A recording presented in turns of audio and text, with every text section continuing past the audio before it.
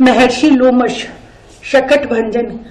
किसी के लिए और कभी भी क्रोध करना उत्तम नहीं है। क्रोध दुर्गुण है, अंतःकरण को कलुषित करता है।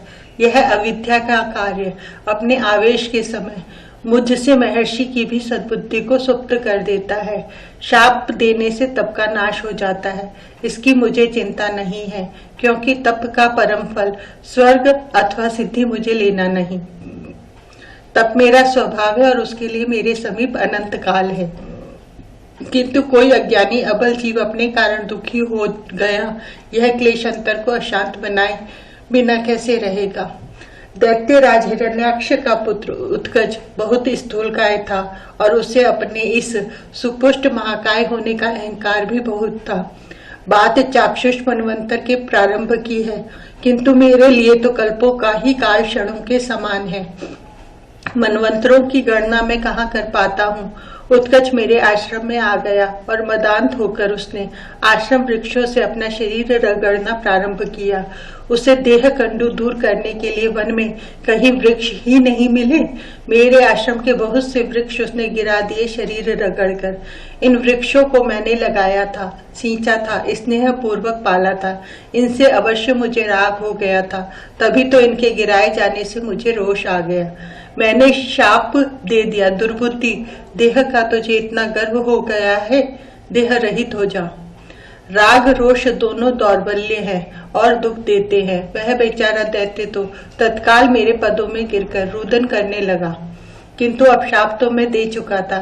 मैंने उसे कह दिया, वैवस्वत मनवंतर के द्वापरांत में श्री कृष्ण चंद्र का स्पर्श पाकर तू मुक्त हो जाएगा। स्थूल देह में उसे दे सकता नहीं था। देह के बंधन से सदा को ही मुक्त कर देना श्री हरि की अनुकंपा पर निर्भर है। मैं उनका चरण आश्रित, उनकी ही निज जन वत्सलता पर विश्वास करके आशीर्वाद दे सका था। मेरे लिए मनवंतर व्यापी काल नगण्य है, किंतु सामान्य जीव के लिए यह समय बहुत बड़ा होता है। एक इंद्रिय भोगों को ही सर्वस्व मानने वाला दैत्य शरीर से, स्थूल शरीर से रहित होकर कितना दुखी होगा समझ सकता हूँ। वायु शरीरी उत्कच पर मुझे दया आती है। अब वे दीन बंधु अनाथ नाथ धरा पर अवतीर्ण हो चुके हैं। मुझे अदृश्य रहकर उनके दर्शन का लाभ उठाने में कोई कठिनाई नहीं है। मेरे शाप से उत्कच वायु शरीरी है, तो उसकी विमुक्ति का प्रार्थी होकर मुझे भी अदृश्य देही के रूप में ही उपस्थित होना चाहिए। उत्कच का कंस पर स्नेह है, हिरण्याक्ष के पुत्र का अनुराग असुर कालिनी पर हो स्वाभाविक है। कंस बहुत चिंतित है। उसे अब इस संबंध में कोई अनिश्चय नहीं है कि उसका मारने वाला कहाँ उत्पन्न हुआ है। जिसने पूतना के प्राण अधरों से ही पी लिए, कंस को उसे पहचानने में क्या कठिनाई होनी है, किंतु अपनी मृत्यु के सम्मुख कोई भी समझदार स्वयं कैसे जाएगा। कंस ने श्रीधर विप्र को भेजा, काकासुर को भेजा और दोनों असफल होकर आहत होकर गोकुल से लौट आए। दोनों ही कंस को त्याग कर चले गए। वह असुर काक तो मेरे आश्रम में आ गया है। उसने सुन रखा था कि काक भुषुंडी मेरे शिष्य है, अतः सद्बुद्धि आने पर उसे मेरी शरणागति सूझी है। वह थोड़ा विश्राम कर ले तो उसे काक भुषुंडी के समीप भेज दूंगा। पक्षी के लिए पक्षी गुरु ही उचित है। काकासुर को कंस ने भेजा था, बड़े उत्साह से गया था वह। इसने मुझे निष्कपट सब सुना दिया है। सोचा था इसने नंद भवन पर कहीं भी बैठे रहने में कठिनाई नहीं है। वह शिशु ही तो है कंस का काल, अकेला मिलेगा पालने में, तभी यह उसके कंठ पर अपनी वज्र चोंच का भरपूर प्रहार कर देगा। एक आघात पर्याप्त है। यह गोकुल गया और नंद भवन पर इसे देर तक बैठना भी नहीं पड़ा। काक के लिए 2 क्षण का अवसर पर्याप्त था, किंतु उड़कर उस यशोदा स्तनध्य के समीप पहुंचा तो उसी ने अपने नन्हे सुकुमार कर से इसके पंख पूंछ सहित पकड़ लिए और इसे घुमाकर फेंक दिया। सीधे मथुरा में कंस के सिंहासन के सम्मुख ही यह गिरा। श्री कृष्ण का स्पर्श मिला इसे और सद्बुद्धि आ गई। समझ गया कि क्रूर उद्योग भले असफल हो गया, किंतु जीवन सफल हो गया। कंस की समझ में इसकी बात आने वाली नहीं थी। कंस इस काक के कहने से तो श्री कृष्ण की शरण जाने से रहा। यह मथुरा त्याग कर मेरे पास श्री कृष्ण का स्पर्श मिला इसे और सद्बुद्धि आ गई। समझ गया कि क्रूर उद्योग भले असफल हो गया किंतु जीवन सफल हो गया। कंस की समझ में इसकी बात आने वाली नहीं थी। कंस इस काक के कहने से तो श्री कृष्ण की शरण जाने से रहा। यह मथुरा त्याग कर मेरे पास आ गया है। अब उस सौंदर्य सौकुमार्य आनंद शिशु का स्पर्श अंतर में बस गया है। उसकी रूप राशि भूलती नहीं। मैं इसे काकभूषुंडी के समीप भेज दूंगा कि उनके साथ गोकुल जाकर उस श्याम शिशु का स्नेह सहित सादर दर्शन प्राप्त कर सके। अभी मुझे बेचारे उत्कच को अपने शाप से भवपाश से भी मुक्त कराना है। कृपा सिंधु नंद नंदन मेरा अनुरोध स्वीकार कर लेंगे, यह मुझे आशा है। और उत्कच भी नंद भवन पहुंच ही रहा है। कंस अत्यंत चिंतित है। उसका काल गोकुल में पल रहा है, बढ़ रहा है। उत्कच ने कंस को आश्वासन दिया है। कंस को भी लगता है कि पूतना, श्रीधर, काकासुर कितने भी मायावेश में गए दृश्य थे, कूट प्रयत्न सफल होने की आशा वहां नहीं है। अदृश्य वायु शरीरी उत्कच सफल हो सकता है, जो दिखता ही नहीं उसे कोई पकड़ भी कैसे सकता है। मुझे उत्कच से पहले पहुंचना है। मुझे अनुरोध करना है कि उसे ये नंद नंदन अपने श्री चरणों को स्पर्श का अवसर देकर सदा के लिए अपना लें और शाप देकर मैंने जो भूल की उसे सुधार कर मुझे भी संताप रहित करें। प्रलय प्रयोधि में पटपत्र शाही बाल मुकुंद की शोभा मैंने ब्रह्मलोक से देखी है, किंतु पलने में पड़े पाद अंगुष्ठ मुख में लिए नंद नंदन को निकट पहुंचकर देखने का अवसर आज मिला और लोमश का दीर्घ जीवन धन्य हो गया। यह घन मेचक कुंचित कुंतल राशि से घिरा विकच सुंदर इंदिवर श्रीमुख और इसमें कोमल दोनों करों से पकड़कर अरुण मृदुल दक्षिण पाद का अंगुष्ठ मुख में लिए ये सकल सौंदर्य सुधा सिंधु। ये पाद अंगुष्ठ पी रहे हैं। भाल पर लगा कज्जल बिंदु और नेत्रों का अंजन भी इन्होंने भाल पर कपोलों पर फैला लिया है। कर पृष्ठ पर लगी हैं अंजन रेखाएं।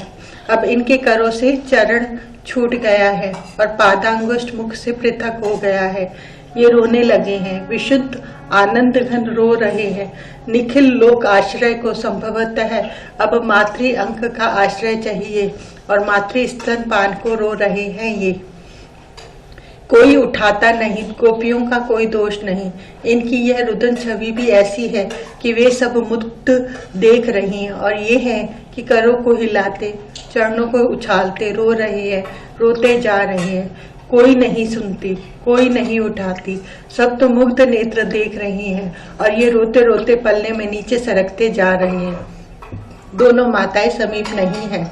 आज इनका जन्म नक्षत्र है। ये नक्षत्र मास से 3 मास के हो गए, 2 मास 20 दिन के। आज रोहिणी देवी ने हट करके यशोदा जी को बैठा लिया है अपने सन्मुख और स्वयं उनका केश सुलझाकर वेणी ग्रंथन में केश श्रृंगार करने में लगी हैं। अभी महर्षि आवेंगे, अभी गोपियां आ जाएंगी पूरे गोकुल की। आज कहाँ अवसर मिलना है और इस उत्सव के दिन असज्जित तो रहा नहीं जाना चाहिए। रोहिणी जी ने स्वयं अपना श्रृंगार कर लिया और अब नंद रानी को सजा देने में लगी है। यह पलने में पड़ा इंदिवर सुंदर रो रहा है। यह तो रोते रोते एक और पार्श्व में उलट गया। इच्छा आज आपने प्रथमो उत्थान किया है, स्वयं करवट ली है लोमश के नेत्रों को सफल करने के लिए। लाल ने करवट ली। सबसे पहले नंदन जी की पत्नी अतुला ने पुकारा और भागी समाचार देने जीजी बधाई। लाल ने उत्थान किया। रोहिणी और यशोदा दोनों एक साथ भागी। अब तो बधाई बधाई पुकारती गोपियां, सेविकाएं सब दौड़ पड़ी हैं। गोकुल के घर घर में समाचार अब पहुंचते कितनी देर लगनी है। मैया ने रोते करवट पड़े लाल को उठा लिया है। वे उसे अंक में लेकर दुग्ध पान कराने बैठ गई हैं। अंचल की ओट में हो गया है वह चंद्रमुख, किंतु इस अदृश्य लोमश को इनके चारों चरणों का दर्शन करने का अवसर मिल गया है। अभी तक तो ये इन चरणों को चंचल बनाए थे।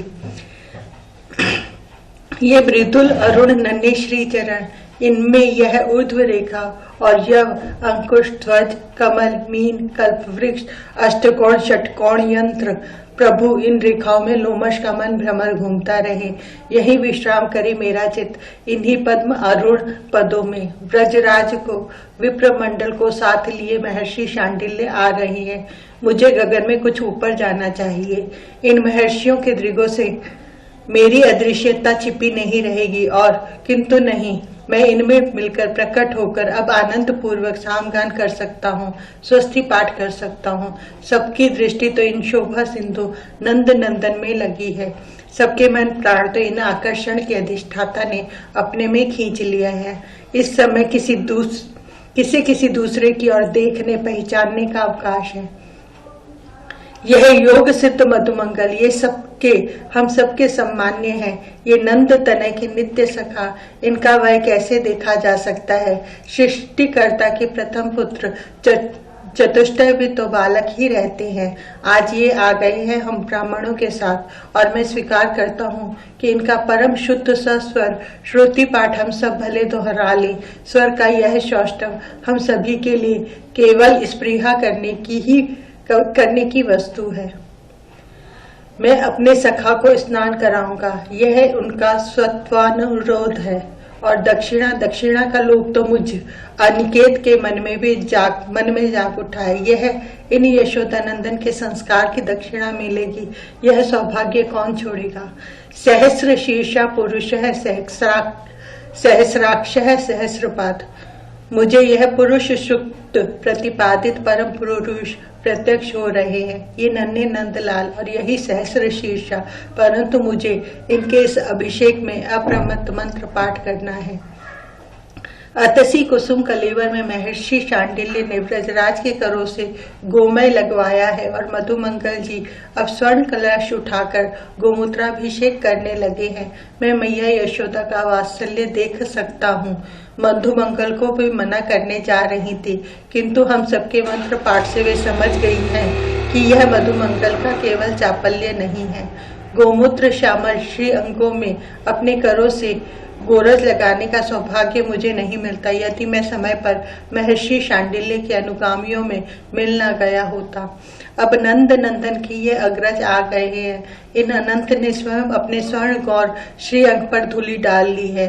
सब अनुज को ही गोरज से स्नान कराने में लगे हैं, तो इन्होंने स्वयं मुट्ठी मुट्ठी धूलि डाली है अपने अंगों पर और अब गोरज की मुट्ठी भरकर अपने छोटे भाई को धूलि स्नान कराने आ गए हैं। मुझे आज इनके भी धूलि अर्चन का सौभाग्य मिल गया। बहुत देखा है भगवान शालिग्राम का दुग्धाभिषेक और क्षीराब्धिशाही का दर्शन भी मुझे दुर्लभ कभी नहीं हुआ, किंतु यह नंद नंदन पर पड़ती अखंड दुग्ध धारा, इस नवघन सुंदर की दुग्ध की उज्ज्वलता में से छलकती छवि छटा, इनकी कहीं तुलना नहीं है। स्वर्ण पात्र में पाटल दलों के मृदुल आस्तरणों पर पड़े ये ब्रजेंद्र नंदन। मुझे सचमुच लोभ है इनके इस स्नान शुद्ध की 2 बूंदे, किंतु मुझ ऋषि को यह कोई नहीं देगा और अदृश्य हूँ तो इनके समीप पहुँचने की शक्ति खो दूंगा। धन्य है ब्रज के ये लोग, इनके सेवक सेविकाएं। आज इन सबको यह दुग्ध प्रसाद प्राप्त होगा। ये क्षीरोदधिशायी के भी हृदय आराध्य इस दूध में लेटे अपने चरण उछाल रहे हैं। इन अनंत कृपा सिंधु ने लोमश की अभिलाषा पूर्ण कर दी है।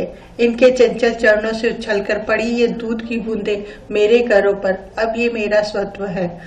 सुगंधिक उष्णोदक यमुना जल का यह अंतिम स्नान संपन्न हो गया। ब्रजराज ने अपने लाल को उठाकर अपनी भाभी की गोद में दे दिया है। उपनंद पत्नी ने इनके अंग पोंछ दिए और माता को दिया है। कितना कोमल होता है माता का हृदय। यशोदा जी को लगता है कि उनके लाल को शीत लगी होगी, वे वस्त्रों में उसे छिपाए जा रही है, किंतु अभी तो स्वस्ति वाचन शेष है। मुझे भी महर्षि के साथ देव पूजन, मंगल श्रद्धा आदि में लगना पड़ा। शीघ्रता सभी को है। सबका मानस श्री नंद नंदन की छवि देखने को आतुर है।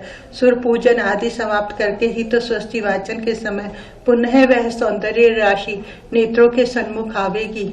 श्री नंद राय ने अपने पुत्र को अंक में लिया।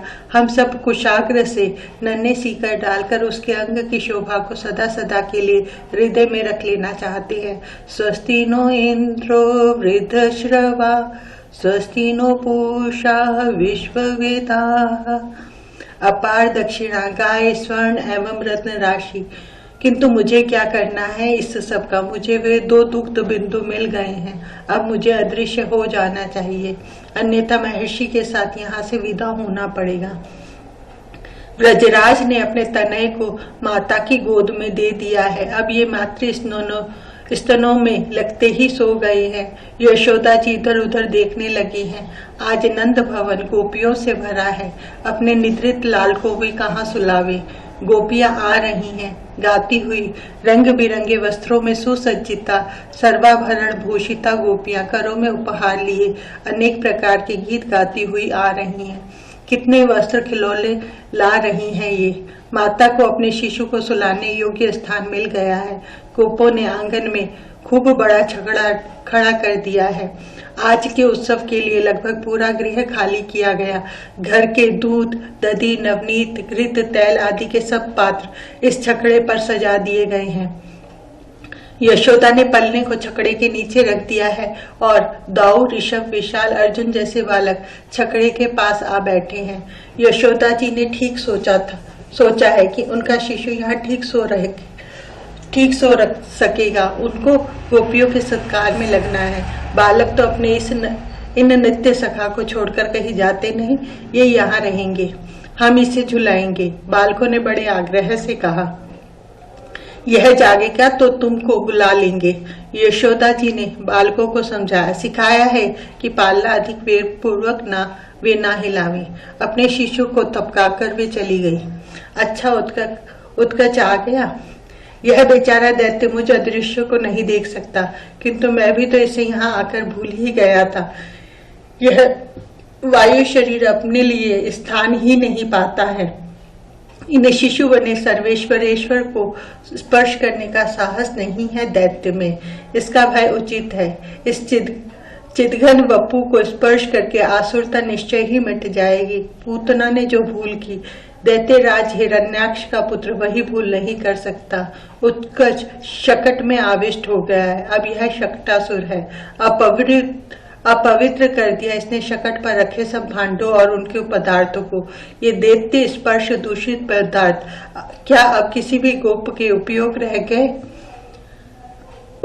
योग्य रह गए? मैं क्या करूं?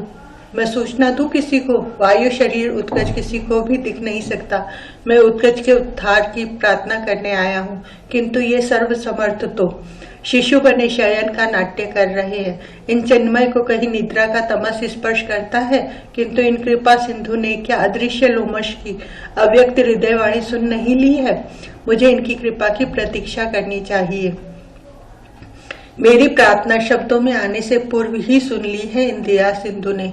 इनके लोचन खुल गए हैं। अब ये शकट की ओर देखकर अपने नन्हे कर उठाते हैं, चरण उछालते हैं कि लगते हैं अवश्य उत्कच का उद्धार होने ही वाला है। इनकी दृष्टि तो पड़ गई उस पर। बालक अंततः बालक ही है। इन सुषमा सिंधु को देखकर तो मैं स्वयं अपने को भूला जा रहा हूँ। बालकों को इस शोभा ने मैया को सूचना देना विस्मृत कर दिया है। सब कितने प्रेम से देखने में लगे हैं। अब इन्होंने करों से पकड़कर पाद अंगुष्ठ मुख में ले लिया है। कितनी मनोहारी है यह शोभा, किंतु शकट चर मराने लगा है। दुष्ट उत्कच अपने भार से शकट को दबा रहा है। नंदन के करों से अपना चरण छूट गया है। ये पादांगुष्ठ मुख से निकल जाने के कारण रोने लगे हैं। इनका यह रुदन, आनंद कंद के रुदन में जो आह्लाद है, स्वर्ग का हास्य भी इतना सुमधुर नहीं हुआ करता। ये तो हाथ पैर उछाल कर रो रहे। दाऊ कब चलेगा यह मेरी दृष्टि में ही नहीं आया। अवश्य वे उत्कच के आने से पूर्व चले गए होंगे माता के समीप, अन्यथा उनकी दृष्टि को तो अदृश्य दैत्य धोखा नहीं दे सकता था। और वे क्या करते? मैं भी उन अनंत के संबंध में कोई अनुमान लगाने में समर्थ नहीं हूँ। सब बालक एक और सिमट आए हैं। सब मिलकर झुककर इस रोते नन्हे सखा को बड़े मुग्ध नेत्रों से देख रहे हैं और ये पल्ले में पड़े रो रहे हैं, पद उछाल उछाल कर रो रहे हैं। किंतु पूरा भवन तो आनंद मग्न गोपियों के कंठों से निकलते मंगल गान से गूंज रहा है। रोहिणी और यशोदा जी सब सेविकाओं के साथ उनके सत्कार में लगी है। उनका यह श्रुति सुंदर रुदन इस समय केवल ये बालक ही सुन सकते हैं। हो गया, उत्कच का उद्धार हो गया। पाटल दल मृदुल अरुण उछालते चरणों से इन्होंने शकट का स्पर्श कर दिया और गया। उत्कच तो दैत्यत्व से जीवत्व से ही विमुक्त होकर इनके स्वधाम चला गया। उत्कच ने शकट को अपने भार से दबाया था। छकड़ा जोर से चरमराया तो बालक डरकर पीछे हट गए और इसी क्षण इन नंद नंदन का पाद स्पर्श पाकर पूरा शकट उलटकर धड़ाम से गिर पड़ा। बड़ा भारी शब्द, इतने सब पात्रों के फूटने का शब्द भी शकट के उलटकर गिरने के धमाके के साथ। शकट तो ठीक उलट कर गिरा है, उसके चक्के धुरे कुबर सब पृथक पृथक हो गए हैं और उसके ऊपर के पात्र चूर चूर हो गए हैं। दूध दधी नवनीत घृत तैल आदि सब एकाकार होकर पूरे प्रांगण में बह रहे हैं। क्या हुआ, क्या हुआ? गोपियां चिल्लाने लगी, राक्षसी, कोई राक्षसी आ गई है, दौड़ो पकड़ो, नंदलाल को यह ले ना जाए। गोपियों की पुकार चीत्कार गूंज उठी है, घेर लो, पकड़ लो राक्षसी को। गोप दौड़े आ रहे हैं लकुट उठाए।